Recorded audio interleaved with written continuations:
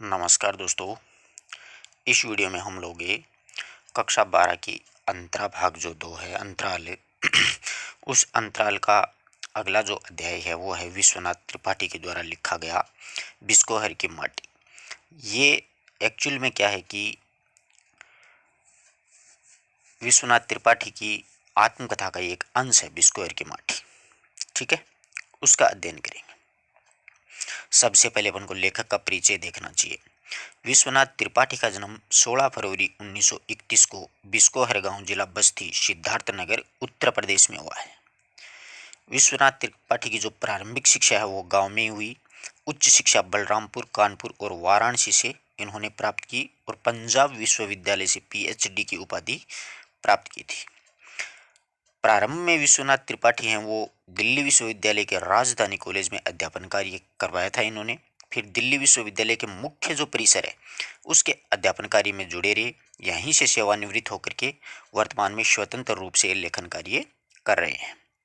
पेड़ का हाथ, जैसा कह सका, इनका प्रसिद्ध काव्य संग्रह है।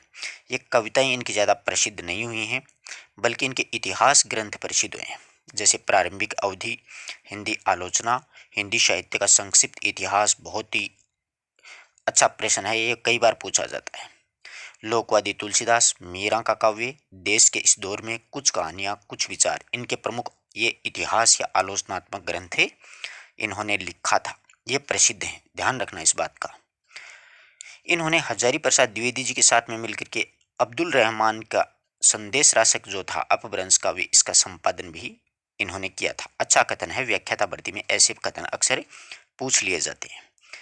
उन्होंने कविताएं 1963, 64 और 65, इनका संपादन अजीत कुमार जी के साथ में लिखकर के हिंदी के सजग प्रहरी रामविलास शर्मा, अरुण प्रकाश के साथ में संपादन किया था। इन 3 कविताओं का संपादन तो अजीत कुमार के साथ में, हिंदी के सजग प्रहरी रामविलास शर्मा का संपादन इन्होंने अरुण प्रकाश के साथ में संपादित किया था।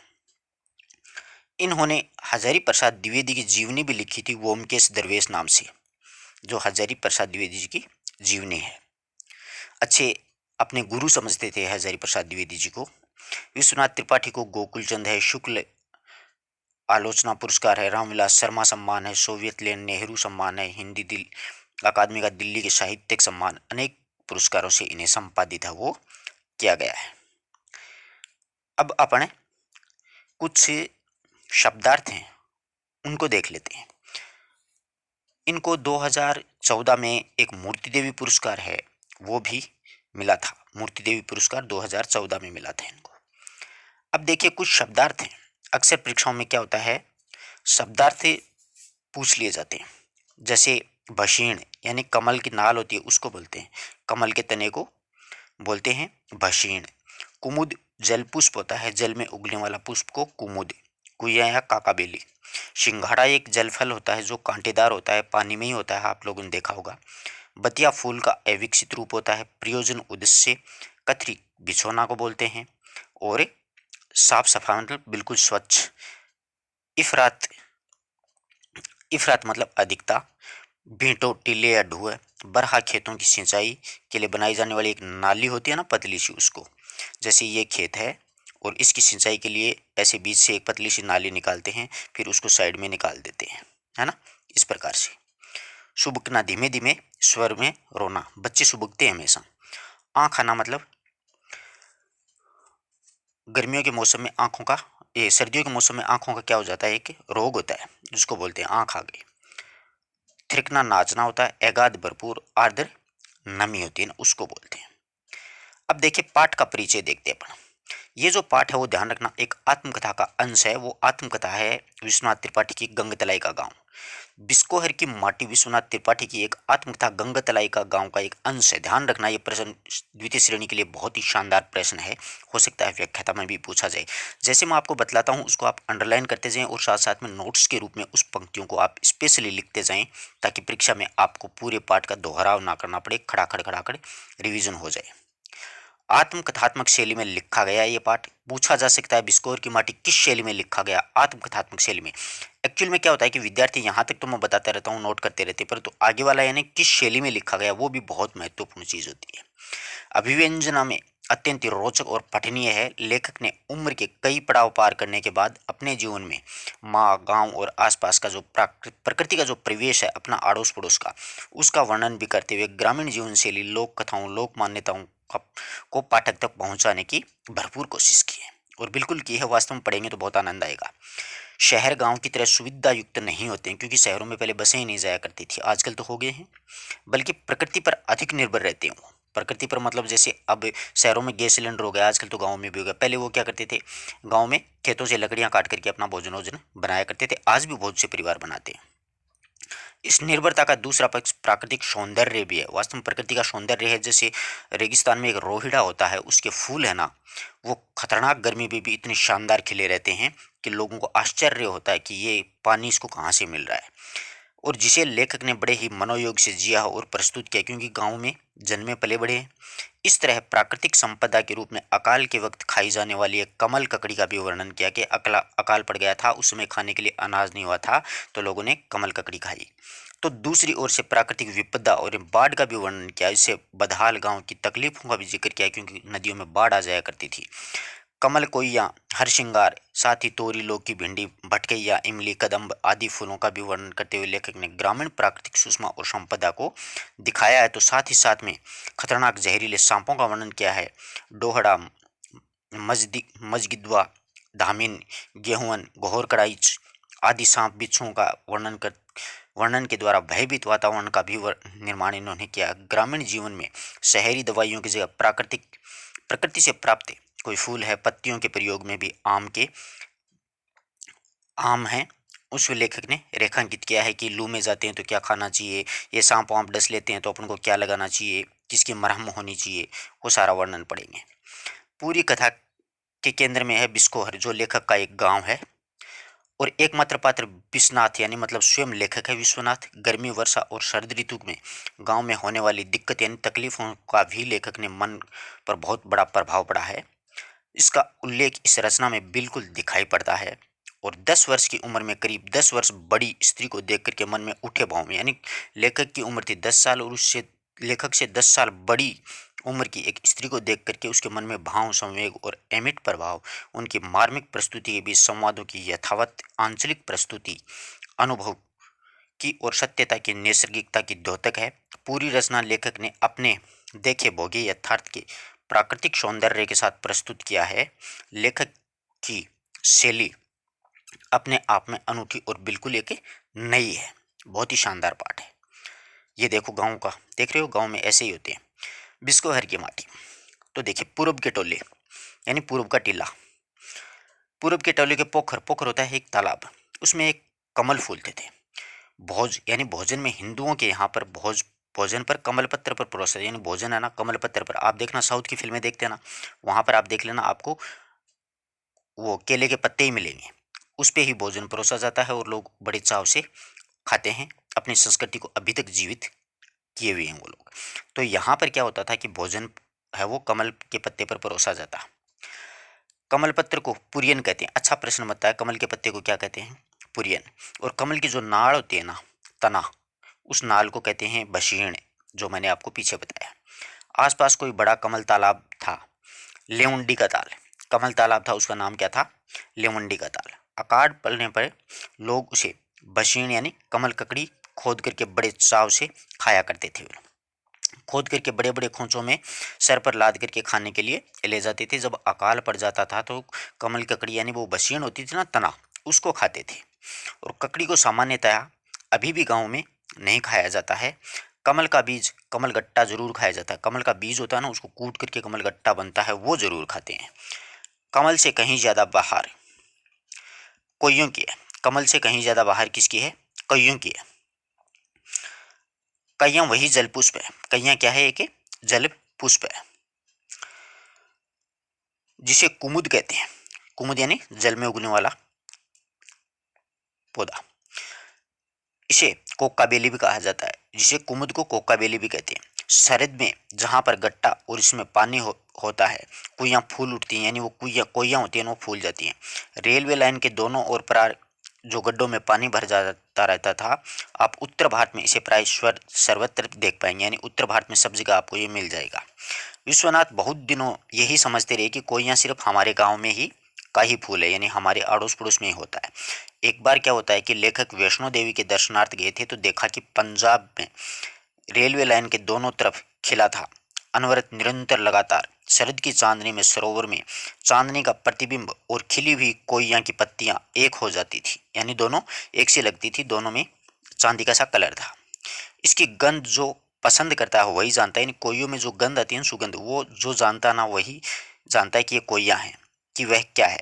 इन्हीं दिनों तालाब में सिंघाड़ा भी होता था, ये भी एक जल फल होता है, जल में उगने वाला। सिंघाड़े के फूल होते हैं उजले और इनमें गंध भी होती है। विश्वनाथ को सिंघाड़े के फूलों से भरे हुए तालाब से गंध के साथ एक हल्की सी आवाज भी सुनाई देती थी।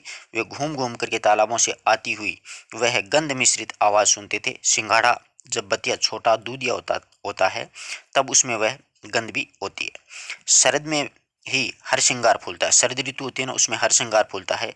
पितृपक्ष यानी पितृपक्ष में मालिंदाई घर के दरवाजे पर हर श्रृंगार की राशि रख जाती थी। जब पितृपक्ष होता था तो जो मालिंदाई हुआ करती थी ना, वो घर के दरवाजे पर हर श्रृंगार रख जाती थी। कौन सा हर श्रृंगार का? तो वह खड़ी खड़ी बोली हुई थी, गांव की बोली कुरियन जात रही है कि कुरियन दे के जा रही है। बहुत ढेर सारे फूल मानो इकट्ठे ही अनायास उसमें गिर पड़ते थे। कुरई देना है तो सैक्रमिक, लेकिन सहजता अकर्मक होती है। गांव में ज्ञात अज्ञात वनस्पतियों में जल के विविध रूपों में मिट्टी के अनेक वर्णों आकारों का एक ऐसा समस्त वातावरण भी था जो सजीव था। विश्वनाथ आदि बच्चे उसे छूते पहचानते थे, उसे बतियाते थे, यानी सारे बच्चे थे सभी। सभी चीजें प्रत्येक चीज में थी, प्रत्येक सब में थी। आकाश भी अपने गांव का ही एक टोला लगता था।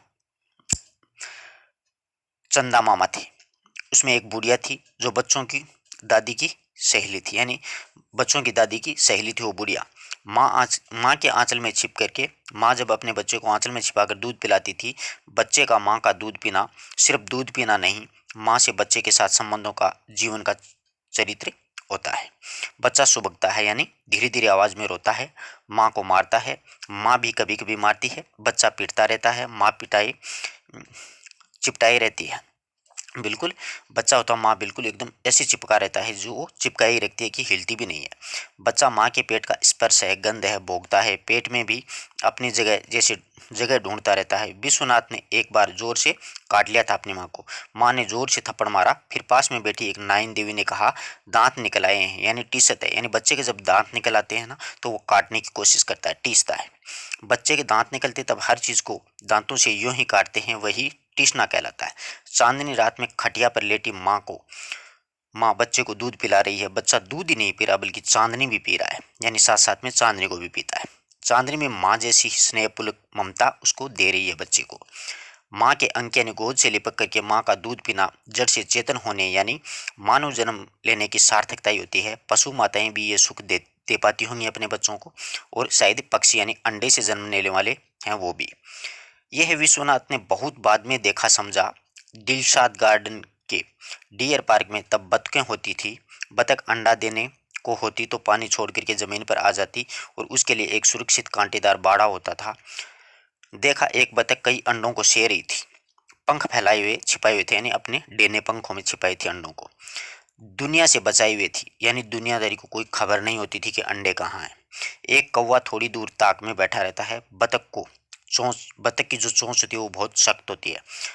अंडों की खोल नाजुक होती है, यानी अंडे होते हैं उनकी खोल नाजुक होती है। कुछ अंडे बतख माँ के डेनों के बाहर छिटक जाते थे, कुछ अंडे होते थे वो डेनों के बाहर निकल आते। बतख उन्हें चोंच से, उन्हें सतर्कता से, बिल्कुल कोमलता से उन डेनों के अंदर फिर छुपा लेती थी, अपने पंखों में छुपा लेती। बस आप देखते रहिए, कुछ कह नहीं सकते हैं इसे, से शारद भी नहीं बयान कर सकते हैं। और माँ की निगाह कौवे की ताक पर भी थी, और कभी कभी वह अंडों की बड़ी सतर्कता से उलटती पलटती भी रहती कि इधर से अपन ने अंडों को सेक लिया है तो वे नीचे से सेकेंगे रोटियों की तरह। वो सिर्फ वो एक बतख माँ ही समझ सकती है ये बातें। किसने दी विश्वनाथ की माँ और बतख की माँ को इतनी ममता?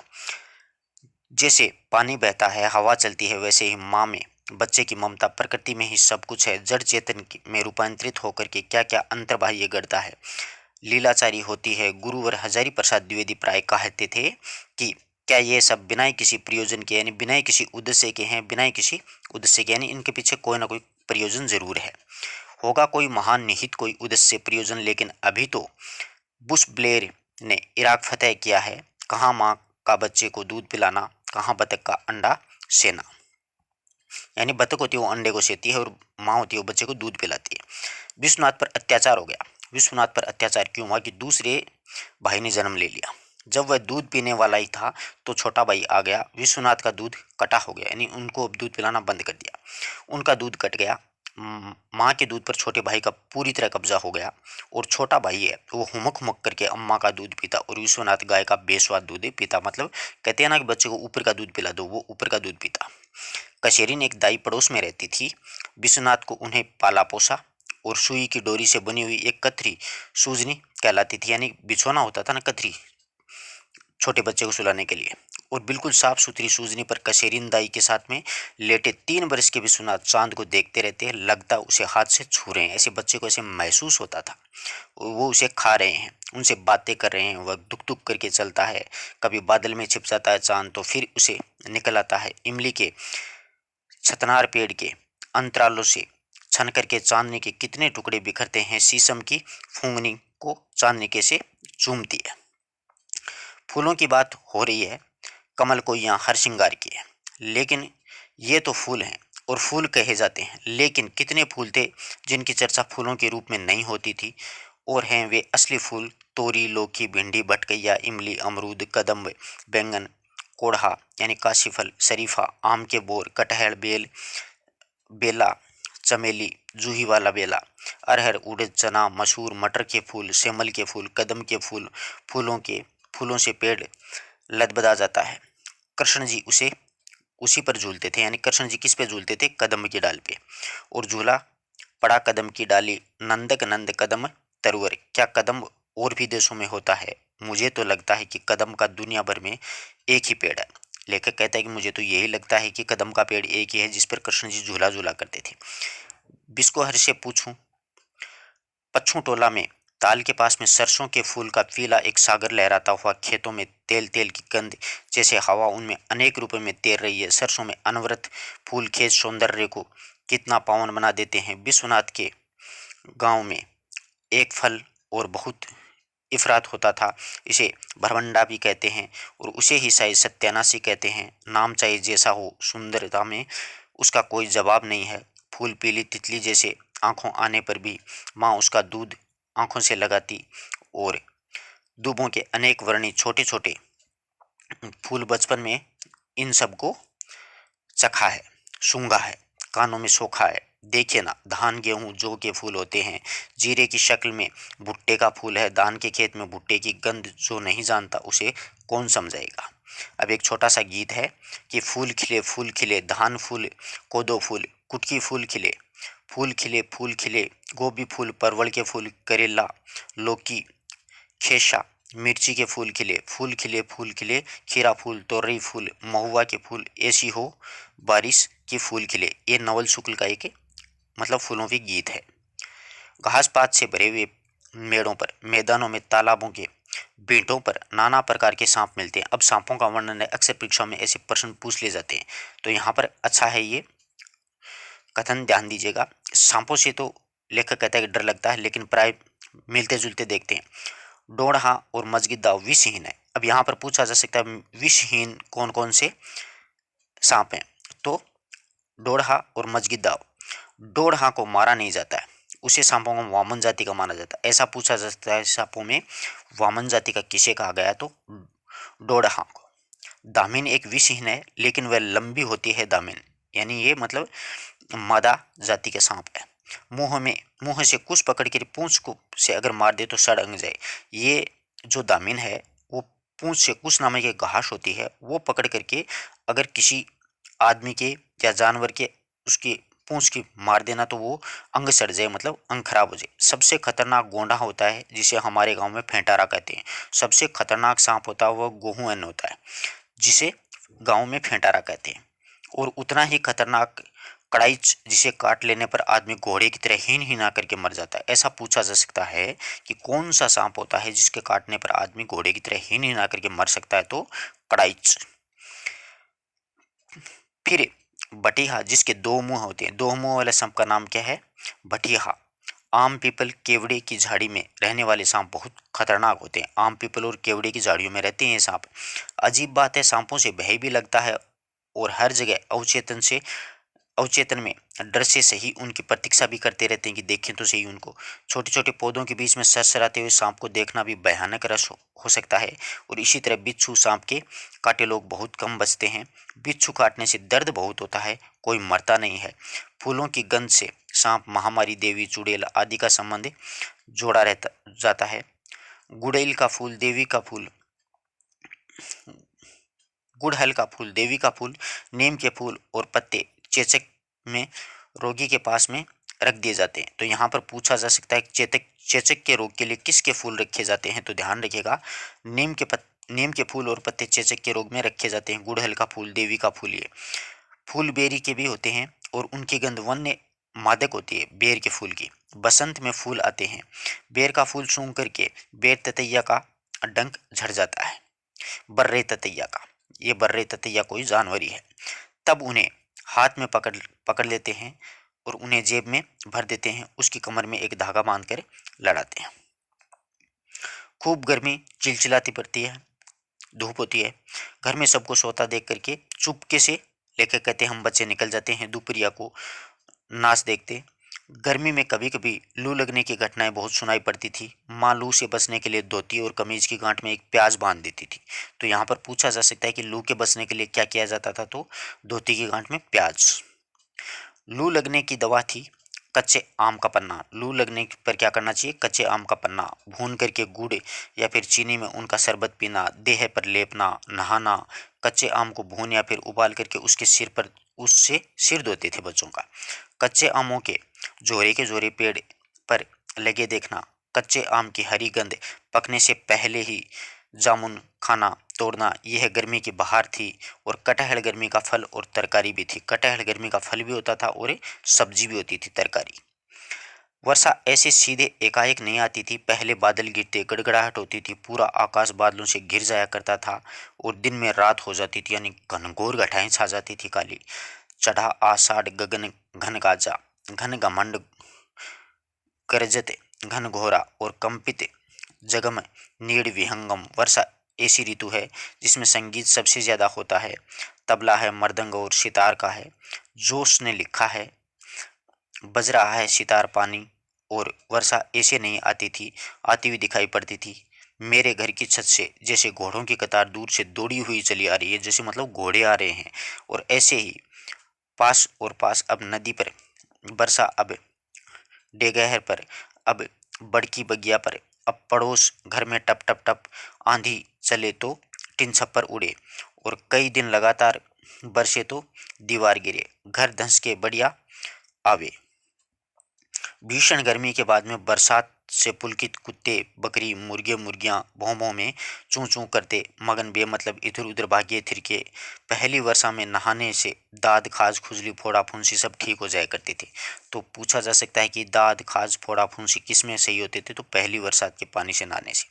लेकिन मछलियां कभी कभी उबस में मांजा फेन लगने से भी मर जाती थी। राजा दशरथ राम के विरह में ऐसे व्याकुल थे कि मांजा मनहु मीन कहें व्यापा, जोंक केंचुआ, ग्वालिन, जुगनू, अग्निवाहा, भोका और करकची, गोचर आदि मच्छर डांसा आदि कीड़े मकोड़ों की बहुतायत भूमि जीव संकुल रहे। किंतु नाना प्रकार के दुबों, वनस्पतियों की नवहरित आभा की लहरों का क्या कहना, धोए धाए पातन की बात ही निराली होती है। फिर गंदगी कीचड़ है, बदबू की लहर पर्द है, बाढ़ आवे, सिवान खेत खलियान पानी से भर जावे तो दिशा मैदान की भारी तकलीफ। जलावन की लकड़ी पहले न इकट्ठा कर ली तो गीली लकड़ी गीले कंडे से घर धुएं से भर जाता है, यानी वो जलती नहीं है। बरसात के बाद बिस्कोहर की धरती, सिवान, आकाश, दिशाएं, तालाब, बूढ़ी राप्ती नदी निखर उठते थे।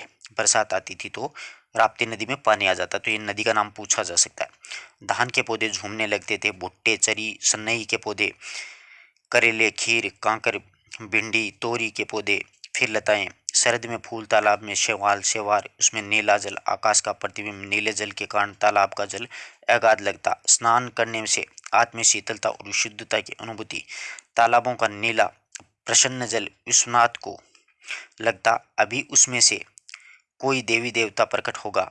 खेतों में पानी देने के लिए छोटी छोटी नालियां बनाई जाती हैं, उसमें बरहा कहते हैं, यानी छोटी छोटी नालियां, आपको बताया था ना बरहा। उसमें जल सुरीला शब्द करता हुआ शाही शान से बहते, जैसे चांदी की धार रेंग रही हो। उस पर सूर्य की किरणें पड़ती हैं। जाड़े की धूप और चैत की चांदनी में ज्यादा फर्क नहीं होता है। बरसात की भीगी चांदनी चमकती तो नहीं, लेकिन मधुर और शोभा के भार में दबी ज्यादा होती है।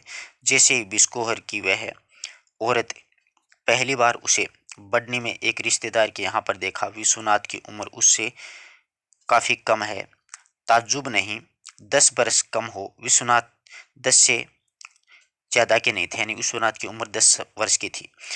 यानी देखा तो ऐसा लगा चांदनी रात में, बरसात की चांदनी में जूही की खुशबू आ रही है। जूही एक पौधा होता है। बिस्कोहर में इन दिनों विश्वनाथ संतोषी भैया के घर बहुत जाते थे। संतोषी भैया एक मित्र था इनका। उनके आंगन में जूही लगी थी, उनकी खुशबू प्राणों में बसी रहती थी। यूं भी चांदनी में सफेद फूल ऐसे लगते हैं मानो पेड़ों पर, लताओं पर चांदनी ही फूल के रूप में दिखाई पड़ रही हो। चांदनी में प्रकृति, फूल भी प्रकृति और खुशबू भी प्रकृति है।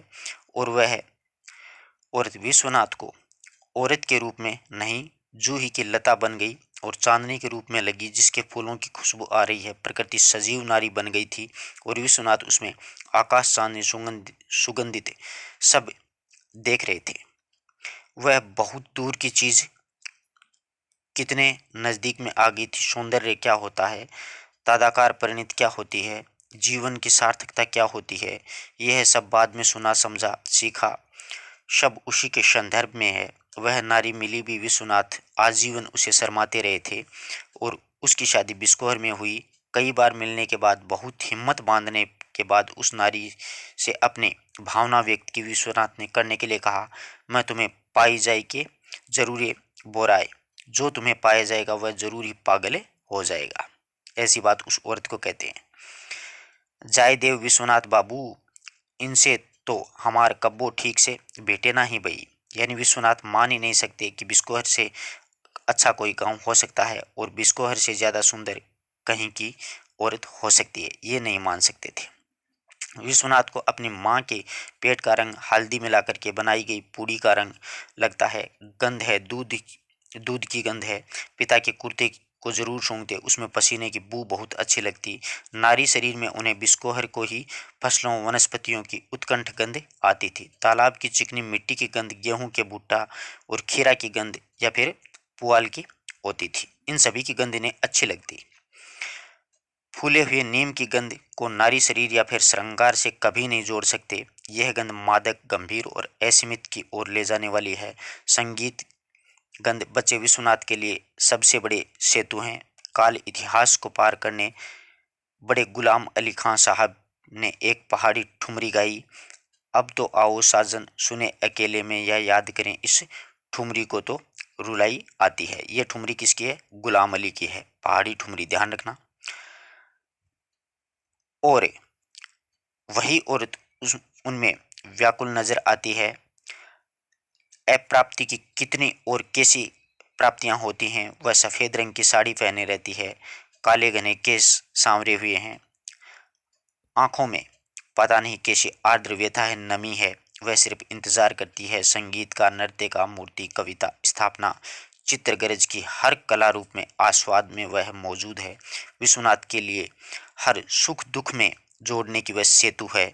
इस स्मृति के साथ ही मृत्यु का बोध अजीब तौर पर जुड़ा हुआ है। ये जो पाठ है विस्कोहर की माटी, ये गंगतलाई का गांव विश्वनाथ त्रिपाठी की आत्मकथा है, उसका ही ये एक अंश है। इस बात का ध्यान रखना। पूरा जो अध्याय है वो आत्मकथात्मक शैली में लिखा गया है। आशा करता हूँ पूरी बात समझ में आई होगी। कहाँ से कैसे प्रश्न बनते हैं वो भी अपन ने चर्चा की। धन्यवाद दोस्तों। अपने मित्रों तक भी शेयर कर दिया करो, जिससे और भी विद्यार्थी हैं वो भी लाभान्वित हो सके।